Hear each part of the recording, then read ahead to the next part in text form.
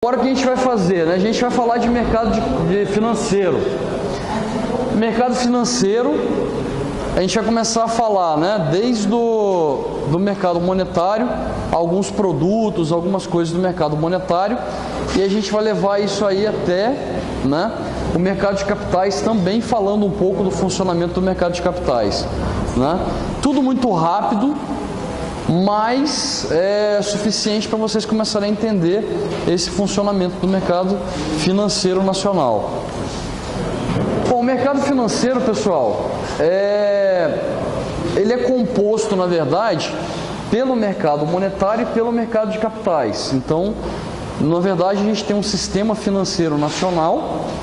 O sistema financeiro nacional, né, ele é regulamentado pela Comissão Monetária Nacional, que é a CMN, e essa Comissão Monetária Nacional envolve, né, tanto o presidente do Banco Central, como também o da Comissão de Valores Mobiliários, que são as duas comissões, né, que regulamentam os mercados, tanto monetário quanto o mercado de capitais.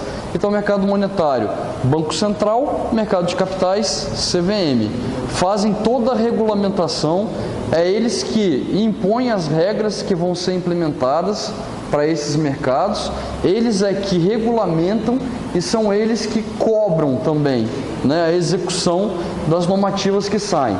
E aí, o presidente do Banco Central com o presidente da Comissão de Valores Mobiliários e, né, o ministro da Fazenda, juntamente com as ideias do governo, mesmo da presidente da República, e aí levando em consideração as estratégias monetárias e fiscais que devem ser implementadas no país, eles decidem o que vai ser alterado e modificado com relação ao funcionamento do mercado. E aí, através das decisões e das reuniões, saem as normativas que vão ser implementadas, né, tanto via mercado monetário quanto o mercado de capitais, ok?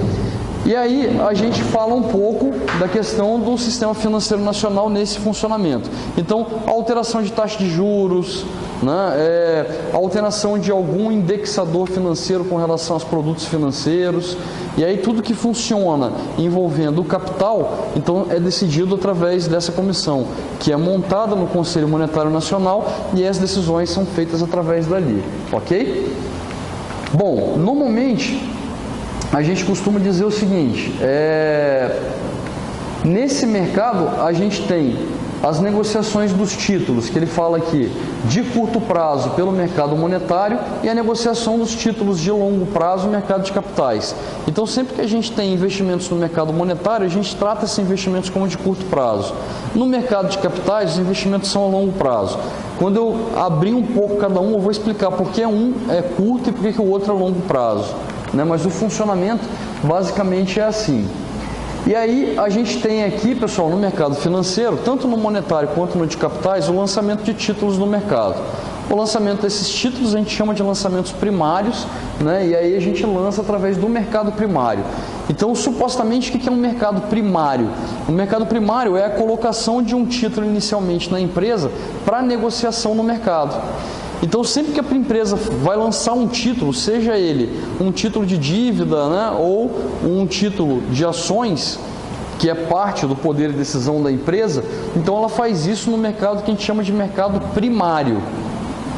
Depois que esse título está no mercado, aí você vai ter outras negociações com esse título que não necessariamente envolvem a empresa. Você só envolve, né, o título da dívida ou da aquisição que você teve de uma ação dessa empresa, que você pode negociar com terceiros. Mas não necessariamente você vai negociar de novo com a empresa, a não ser no final na quitação desse título. E aí a empresa volta e faz o pagamento dele ou com as taxas de juros. Mas não há aquisição primária novamente do mesmo título. Então, quer dizer, a empresa ela sempre pode fazer lançamentos primários no mercado, né, de títulos debêntures ou, né, outros títulos que ela possui. Mas a negociação do mesmo título não é mais no mercado primário. A gente vai entender isso um pouquinho mais para frente, né? E aí, o que acontece? Depois que esse título é emitido no mercado primário, a negociação dele ele passa a ser feito no mercado que a gente chama secundário. O que é o mercado secundário? É a livre negociação do título da empresa sem, né, necessariamente envolver a empresa na negociação. Ou seja, eu compro uma ação hoje, né, de uma empresa que está lançando a ação no mercado, ela está abrindo o capital dela no mercado, e eu vou lá e faço a aquisição das ações dessa empresa. Eu estou fazendo o quê? Eu estou fazendo compra de um recurso, de uma ação no mercado primário. Ou seja, a empresa está captando esse recurso ainda. Eu, em poder da ação, não tenho mais interesse em continuar com a ação, seja por especulação ou seja, né, pelas minhas motivações próprias, né? Não estou mais confiando na empresa, eu acho que o mercado não está bom, então eu pretendo desfazer dessas ações, eu quero vendê-las, né? Para quem que eu vendo essas ações? Eu não vendo para a empresa novamente. Uma vez que a empresa coloca um título no mercado, esse título ele não volta para a empresa, a não ser que a empresa faça a compra dessas ações para a tesouraria. Mas mesmo assim ela não pode comprar 100% das ações, ok? Por quê? Porque uma empresa ela não pode ser dona dela mesma. O que eu estou querendo dizer? Uma Petrobras lançou 100% das ações no mercado. Aí com o dinheiro que a Petrobras tem, eu vou lá e compro todas as ações da Petrobras. Quem é dono da Petrobras? Ninguém. A Petrobras é dona dela mesma. Isso não pode acontecer no mercado. Ok? Então tem uma limitação com relação à quantidade de ações que ela pode ter na tesouraria. E aí ela tem isso para quê? Normalmente para aumentar a demanda, né, pelas ações dela, e aí de repente ela pode fazer uma especulação no mercado com relação aos seus próprios títulos. Isso é permitido por lei também. Ok? Mas são poucas ações na tesouraria.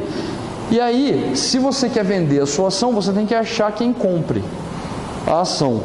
Aí você fala para mim, mas eu vou ter que ficar anunciando isso no mercado? Não. Aí você vai nas sociedades corretoras, que bancos possuem, e possuem sociedades corretoras abertas no mercado também, vinculadas à BMF Bovespa, né, que é a nossa Bolsa de Valores de São Paulo, que é utilizada no Brasil. E aí você vai entrar numa plataforma onde você vai encontrar, né, o booking de ofertas, que a gente chama. O que é o booking de ofertas? É quem deseja vender as ações das empresas e quem deseja comprar as ações da empresa. E esse booking de oferta vai ter exatamente lá quem paga mais e quem vende mais barato. Quem paga mais caro e quem vende ela mais barato. Então isso aí vai ficar lá em cima do booking de ofertas.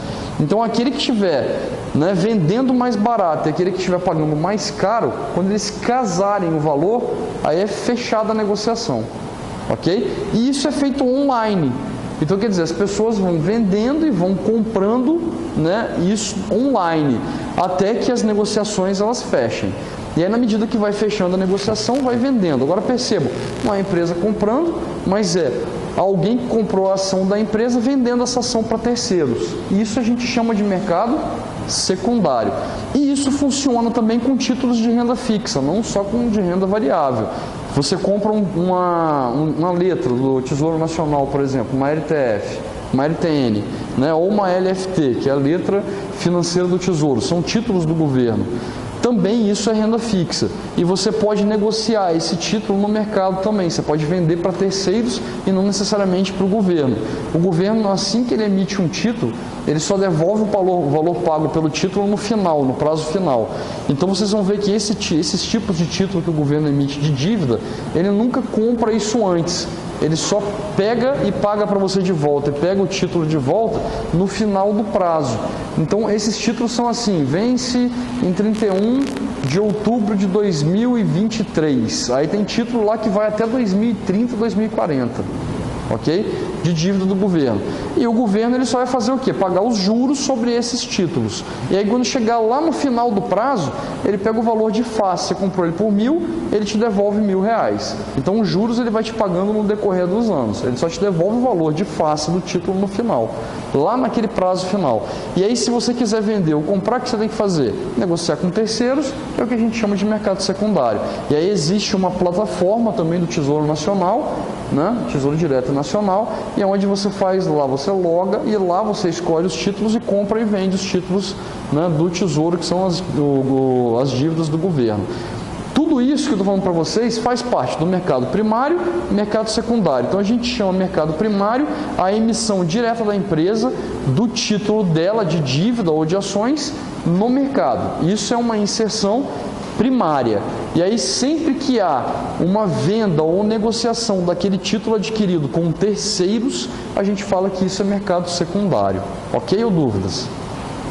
Essa é a ideia então do mercado primário e secundário. E aí a gente tem aqui um organograma do quê? Das relações das instituições financeiras no mercado financeiro. E aí que envolvem todas elas. E aí que a gente vai perceber a grande diferença, né, entre o mercado monetário e o mercado de capitais. Aí as grandes diferenças a gente consegue observar por esse organograma. Percebam, a colocação primária está sempre aqui no meio, né? Então é a empresa assumindo alguma dívida ou colocando as suas ações no mercado. Então essa é a colocação primária. Tudo que acontece ao redor, a gente fala que isso aqui, né, é negociação no mercado secundário. Ok? E aí como é que funciona aqui? A colocação, por exemplo, de um título de dívida de uma empresa no mercado. O que vai acontecer? Quando você faz isso, você tem demandas e você tem fornecedores. Ou seja, você vai ter que ter instituições que vão divulgar e vender os títulos e você tem instituições e pessoas físicas ou jurídicas que vão adquirir esses títulos, né? Então a gente tem os tomadores e os detentores dos títulos de dívida. Então tem aqueles que tomam o crédito e tem aqueles que detêm o crédito. Você pode fazer isso de duas formas. Você pode fazer isso aqui através das instituições financeiras dentro de um mercado financeiro.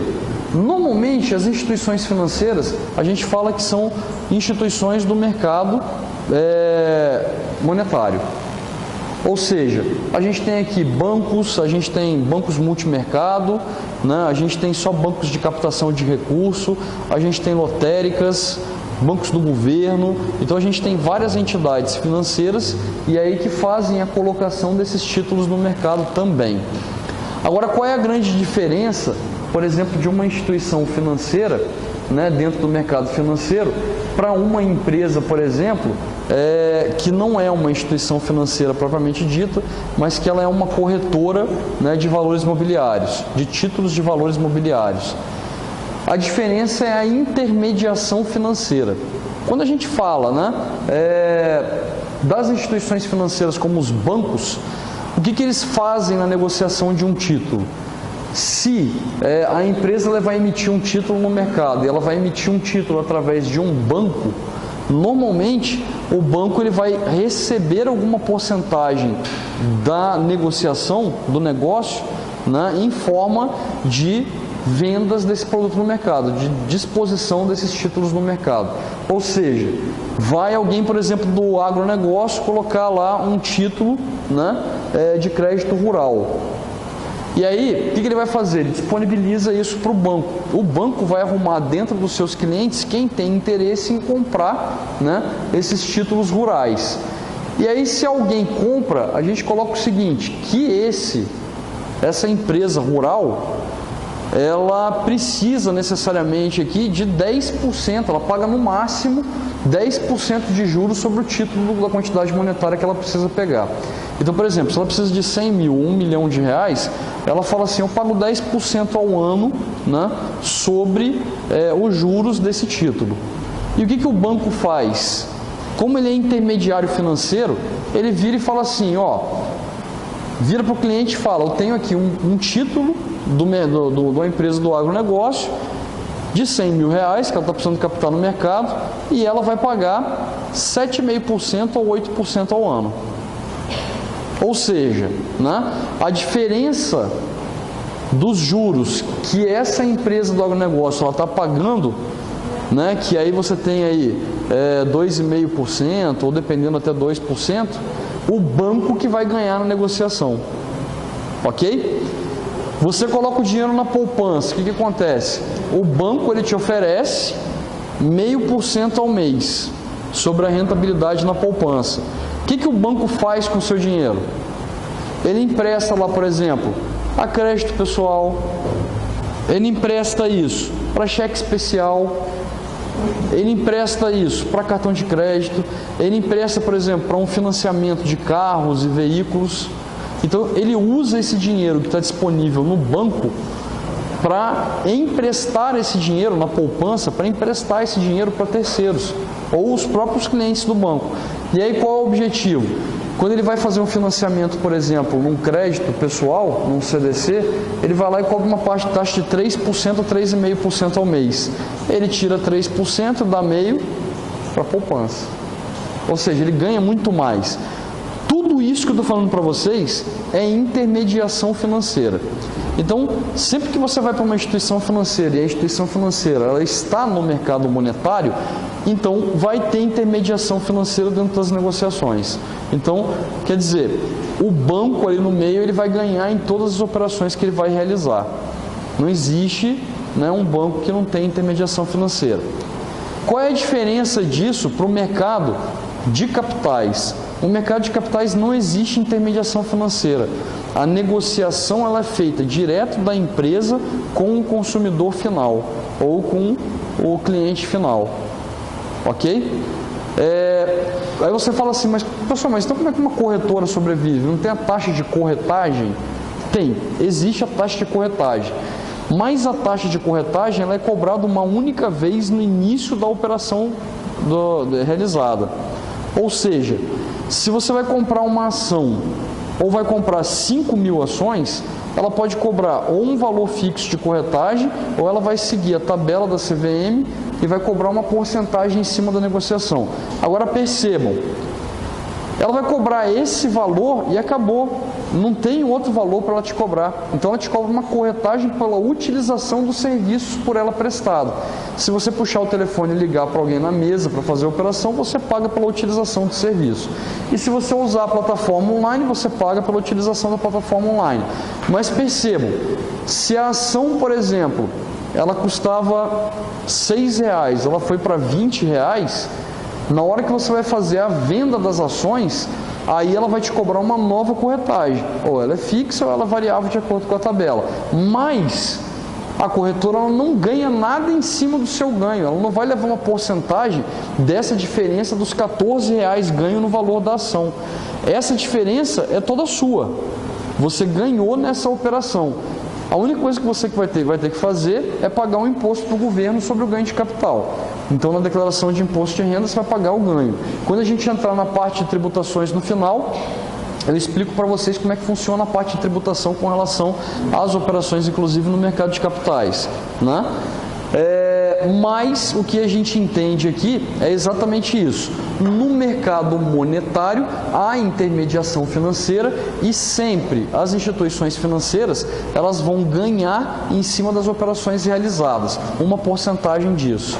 Quando a gente vai para o mercado de capitais, há cobrança de taxa de corretagem e taxa de custódia, quer dizer, para manter, né, os seus ativos ali administrados pela corretora, ela faz uma cobrança de taxa de custódia. Normalmente eles cobram R$9 ou R$10 por mês no máximo, independente do volume financeiro. Acima de R$20.000 eu acho que eles fazem a cobrança a partir de R$10.000 para ter custódia ao mês, né? E a taxa de corretagem por operação realizada. Fora isso não tem outras cobranças, né? E aí o que a gente tem é exatamente esse fluxo, né? Aí você tem lá a colocação do título nos mercados, e aí esses títulos eles são negociados através do mercado. E aí vocês vão perceber aqui o seguinte: normalmente pelas instituições financeiras a negociação ela é feita assim, instituições financeiras com o mercado financeiro. Agora você pode ter a colocação, né, no mercado de capitais, onde esses títulos eles vão diretamente, né, serem lançados para quem está fornecendo e demandando pela colocação primária, e eles vão seguir a linha direta. Percebam nessa horizontal, ó, que esse aqui, por exemplo, coloca o título, vende para quem demanda e vai fazendo as negociações diretas entre quem está pegando dinheiro e negociando. Pode ter alguma intermediação financeira dentro do mercado de capitais, em alguns títulos, né, pode ter alguma negociação assim, mas a priori todas as negociações elas são feitas sem intermediação financeira no mercado de capitais. Essa é a ideia dos mercados. Mercado monetário. Mercado monetário, a gente fala que todos os investimentos eles são de curto prazo e os títulos são negociáveis. Como assim os títulos são negociáveis, né? Você adquire um empréstimo, se você quiser quitar esse empréstimo, né, ou depois renegociar esse empréstimo, você consegue fazer isso no mercado monetário, né? No mercado de capitais você não consegue fazer isso. Uma vez que você adquire aquele título, você não consegue se desfazer ele diretamente com a pessoa com quem você pegou o título, né? E só por mercado secundário. A gente vai ver isso lá na frente. E aí é por isso que ele é chamado de mercado de títulos de curto prazo, de dívida de curto prazo. Por que ele é um mercado de curto prazo? Normalmente ele é pré-determinado, né? Por mais que você fale, estou financiando um imóvel há 35 anos para pagar, né? Por mais que você fale isso, a gente considere 35 anos longo prazo, em comparação com o mercado de capitais, 35 anos não é nada. Uma ação no mercado de capitais, que ela emite uma ação e coloca no mercado de capitais, nunca mais, entre aspas, ela pega essa ação de volta. Nunca mais, né? Então, quer dizer, essa empresa, ela nunca mais vai comprar a ação de volta. Alguém vai ter que ser detentor dessa ação no mercado. E aí você fala assim, professor, mas a empresa está quebrando. Beleza, você vai tentar vender e não vai ter comprador para essa ação. Se ninguém compra, você é responsável pela ação da empresa e você que vai ficar com ela em suas mãos, ok? Responsabilidade com relação às ações também é uma coisa que eu vou falar um pouquinho mais para frente, né? Mas uma ação comprada, ela nunca pode ser desfeita. E aí você fala assim, mas e se uma empresa no mercado de capitais comprar outra empresa? Já aconteceu isso. Por exemplo, a Varig era uma empresa no mercado de capitais, companhia aérea. A Gol comprou a Varig. As ações da Varig, elas sumiram? Não, sempre ficaram lá. Sempre estavam dispostas lá, ok? Quando a Gol comprou a Vale, o que aconteceu? Ela pegou as ações da Vale e transformou em ações da Gol. Ok? Então quem era acionista da Vale passou a ser acionista da Gol. Obviamente que ele não troca uma ação por uma ação. Você pegar o valor da ação da Gol e o valor da ação da Varig na época, a da Varig era praticamente pó, 1 centavo. E a Gol tinha seu valor. Então faz proporcional. Aí eles fazem a proporção do valor de uma para outra. Aí você tinha lá não sei quantas mil ações, você passa a ter 100, 200 ações, proporcionalmente, né, o valor da ação da Vale para a ação da Gol. Mas nunca essas ações vão sumir do mercado. Então, quer dizer, tem empresas no mercado que tem mais de 50, 60 anos que estão lá no mercado. E aí estão lá os títulos até hoje. Então, são títulos de longo prazo, né, de duração aí indeterminada. Enquanto as negociações no mercado monetário, né, elas têm prazo determinado, e aí, por mais longo que a gente ache que seja o prazo, né, e a maioria das negociações elas são feitas dentro de alguns anos, então a gente considera, comparando o mercado monetário com o mercado de capitais, o mercado monetário de curto prazo, né, o mercado de capitais, investimentos em títulos de longo prazo. Aqui ele cita isso, tá vendo? Com a ajuda de intermediação financeira, a negociação. Aqui, pessoal, a gente está falando aqui do mercado monetário envolvendo os títulos internacionais. Os títulos internacionais do Brasil, a gente chama eles de Eurobonds. Mas você fala por quê? Porque da Europa a convenção foi Eurobonds, né? Mas tanto os americanos, quanto europeus, quanto de qualquer outro país de fora sendo negociado aqui no Brasil, eles são tratados como Eurobonds. São títulos internacionais, ok? Qual é a ideia disso? Sempre que você vai negociar o título de alguma empresa de fora dentro do Brasil, quer dizer, de moeda estrangeira, aí você vai tratar isso na sua moeda local. Normalmente a conversão ela é feita pelas instituições financeiras. Então, se eu vou comprar um título de dívida lá fora, eu pago em reais aqui o equivalente à moeda financeira lá fora. E aí esse dinheiro é mandado para fora, né, que ele vai para a empresa e aí ela utiliza nas suas negociações lá. E lembrando, né, sempre que uma empresa emite títulos, normalmente ela vai fazer algum tipo de investimento. Então, não é possível uma empresa no mercado lançar títulos no mercado para pagar dívidas. Isso não é permitido por lei. Ok, o que eu estou querendo dizer? a empresa com problema financeiro ela não pode ir lá emitir títulos de dívida no mercado, porque a possibilidade de dar um calote no mercado é muito grande. Então o Banco Central não permite esse tipo de operação. Então ela só pode captar se ela for comprar máquinas, recursos para investimentos sólidos na empresa e que deem garantia, né, de que o cliente na outra ponta ele não vai ser prejudicado. Essa é uma regulamentação nacional, pelo Sistema Financeiro Nacional, né, e aí ela é regulamentada pelo Bacen no mercado monetário. E aí a gente tem outra situação, você tem também uma garantia com relação aos recursos que você coloca em instituições financeiras. Hoje ele está em torno de 135 mil a 140 mil reais a garantia sobre investimentos em cada instituição financeira ou agência bancária. Então, por exemplo, você tem lá mais de 300 mil reais, não é aconselhável que você compre todos os produtos em uma única entidade. Por quê? Porque se aquela entidade, principalmente se ela for privada, ela quebrar, você só tem a garantia, né, de 140 mil reais no máximo com relação ao seu investimento feito naquela agência. O restante, se o banco quebrar, você perde. Então, o que eles falam? Diversifica, joga ela para diversas agências, diversas instituições financeiras, e aí você vai ter a garantia do mesmo CPF, mas em diversas instituições. E aí você não corre o risco de quebrar todos de uma vez e perder seu capital, e ainda tem um seguro feito por trás da recuperação do seu valor investido.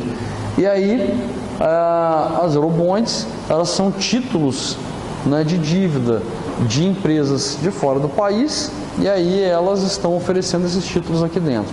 O que é atrativo com relação a isso? Às vezes a taxa de juros lá fora não é tão interessante e a rentabilidade desses títulos não é tão interessante, mas o que vale, né, são as garantias do país e da empresa naquele país.